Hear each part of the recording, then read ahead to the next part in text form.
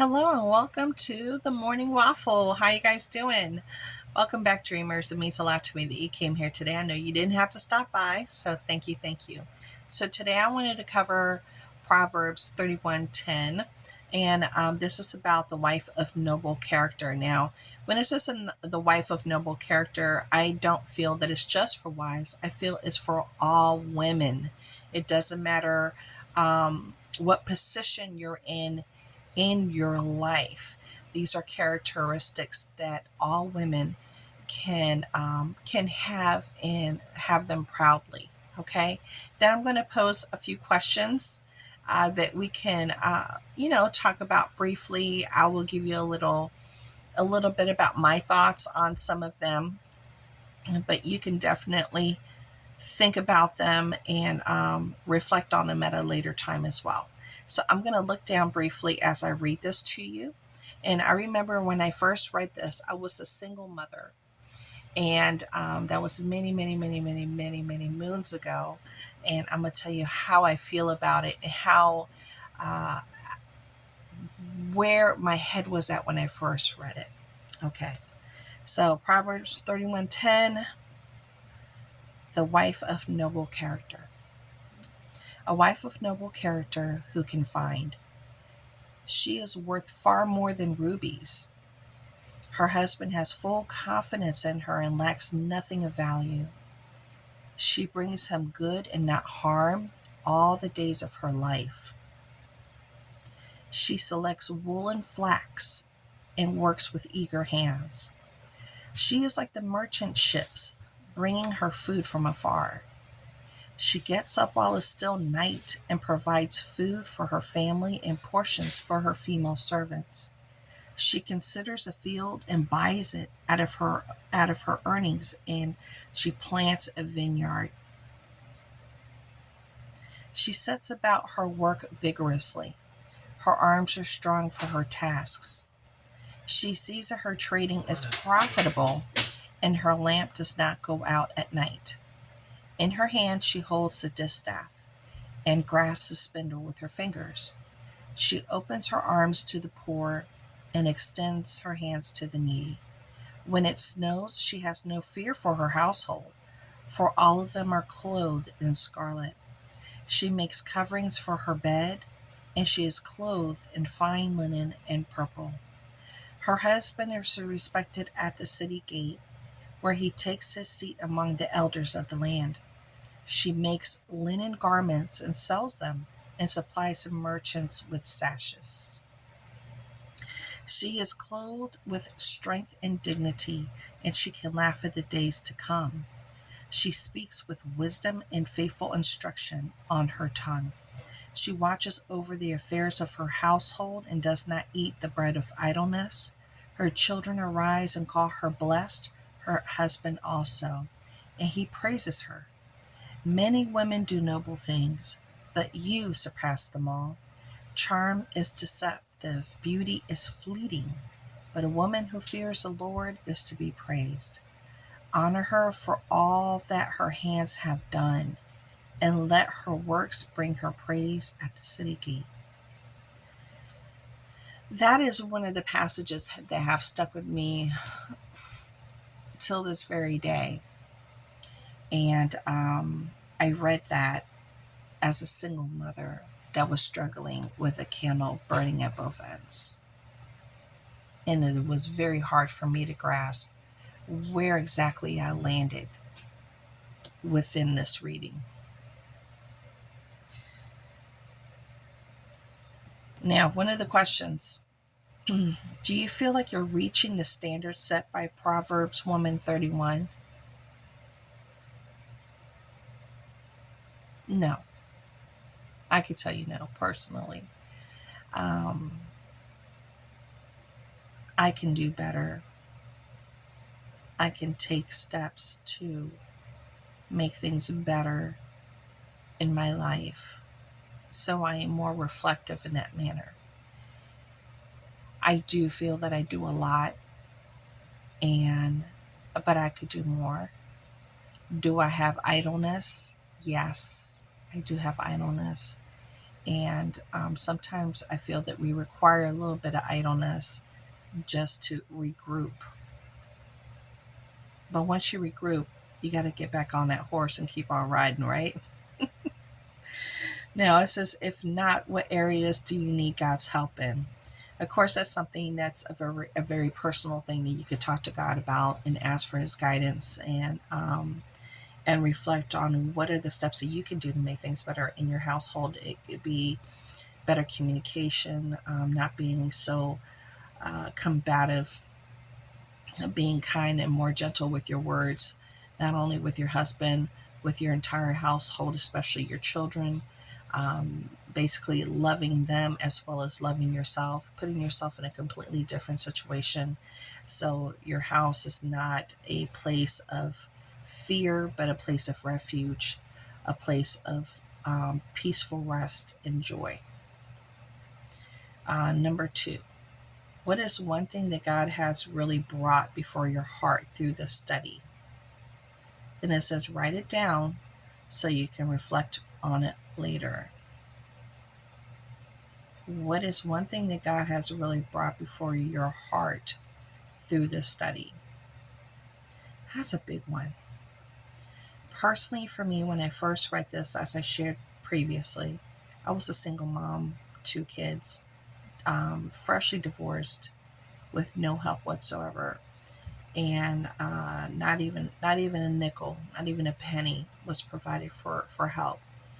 I was burning a candle at both ends. I was frustrated. I was depressed. I was crying. I was basically going to work to hand over my check to daycare. Um,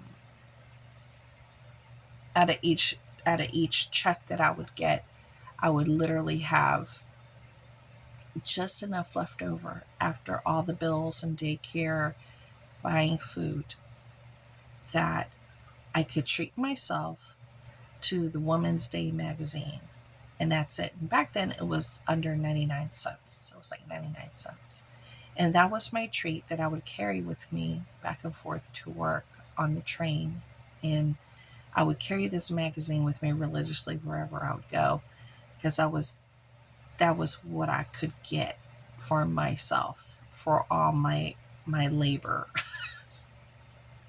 And I would pray to God that things would get better, and I asked Him to help me to find ways to make more money and what have you. And then I started selling, besides being a full-time employee, I started selling Avon, and that definitely did help, especially once I stopped being my own best customer. Uh, you know how that goes. It definitely helped my household, and then I was able to free myself from the burdens of money woes, so I could start looking through the darkness, and I was actually able to see the light at that point. But for a very long time, I struggled many, many, many, many, many, many, many, many, many years as a single mom, 15 plus years. And it was really hard. It was very hard. So when I read this back then, I thought it was so beautiful, but I was like, how in the world can this truly apply to me as a single woman? And after now looking back, I was a lot of those things because I was never idle. I was always on the grind. And even when I was on the grind and in between the days and the hours where I would just collapse in tears, not knowing how I would make ends meet. And somehow I made it through. And now, much later in life, now remarried, I see that I'm working towards this woman right here. Okay, and then the last one is, if you work outside of your home or even have work at your home business, are there any areas where you know your heart that your family needs more than what you're able to give? Pray and ask God to show you how to meet those needs for those more important to you. So first of all, you got to recognize who's important to you. I mean, besides God, He's number one. He's number one. your family, your immediate family, maybe a parent, an elderly parent. You always have to, charity starts at home before it goes abroad. And we have to plant these seeds to strengthen our roots where we're planted and begin to grow there before we try to start to flourish in other places. And a lot of people try to do it backwards. Indeed, they're trying to do it the opposite way. And they're trying to make sure that they're flourishing out there, but they come home and it's not right at home. There's nothing right going at home base. And that's where you need to focus first before you focus on anything else. So yeah, there are things that I need to improve upon here in my own home with my family. And I already know what they are. They're going to be very different for everybody else. It could be all the way from just taking time to sit at a dining room table just to have a meal every day where you all sit together and you can talk and enjoy a meal together as a family. A lot of families don't do that anymore. They just don't. And say you exclude all, phones and anything electronic. They're not allowed on the table. That you're forcing yourselves to communicate and to enjoy a good meal. Maybe playing a game once a week with your family, doing a puzzle, doing it as a group event, taking a walk with your family, doing things and making an actual priority to do things. Maybe reading to your children at night, stories or the Bible or Bible stories, doing little things that bring you closer. And it only takes, 30, 25 minutes to do these type of things, as far as reading and what have you, just to reconnect. Maybe having a day where there is no electronics and you have to communicate and you have to interact. That's a lot for a lot of people, especially after the big C, when everybody was stuck at home. Everybody was in front of each other's faces nonstop. I remember homeschooling my kids during that time, and oh boy, that was quite the revelation for me of what I wanted to do versus what I want to do. We all have our vices, but that's a really good one to reflect upon. Now, I like to speak on this a little bit more because I even had to question and look some things up. And after I answered this, I'm trying to find it, because it says here at one point that her family is clothed in scarlet for the winter. And I had to look that up. I was like, okay, right here, when it snows, she has no fear for her household. They're all clothed in scarlet. And I looked it up and I was like, what do you mean clothed in scarlet? Is it the color of red? And when I looked it up, there was different variations explaining what that was, but it was saying that they were clothed from what I understand.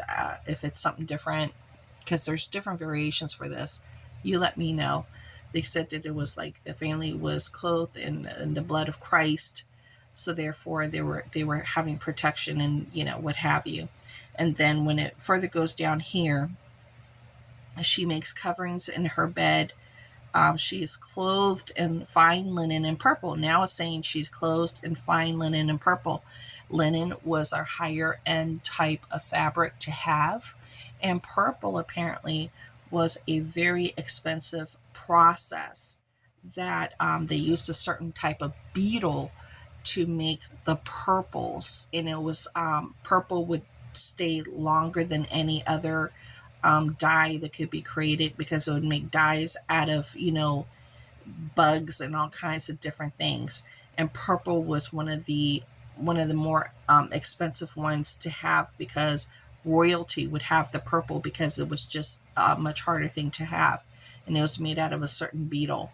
So she was going out of her way to make sure that her family was in the upper echelon, and even though it was harder to do than any other color, she pushed herself so they would be clothed in that purple. versus any other easier dye color that she could have had done the clothes in. It's really interesting when you start breaking it down and you think about the logistics and the actuality of how they had to do things back then. We have washing machines and dryers that do it for us, but we still complain about washing and drying the clothes because, God forbid, we have to fold clothes. We got vacuum cleaners. They didn't have vacuum cleaners back then. We have washing machines, and we wash dishes by hand, but we do have a washing machine. We have so many appliances for convenience right now. And back then they didn't have cars. It was, you were walking, honey. You were walking, or if you had a mule or a horse or a cart, that's how you were getting back and forth. We've become very pampered, and we've become very, very, very pampered in our lives. And we have to think back in the day, all the hard work that was put into everything that had to be done from point A to point B. It just, it was a lot. It was a whole lot compared to now, but we still complain. So think about that as well. Well, I hope you guys enjoyed this morning waffle and we got to know each other a little bit better. I'd love to hear some of your reflections and some of the information, including about the scarlet, and the clothing for the linen and purple and what have you, or anything else that you're like, did you know? Because I'm still learning right along with you. So thank you so much for coming by, and I hope you enjoyed the waffle. Bye.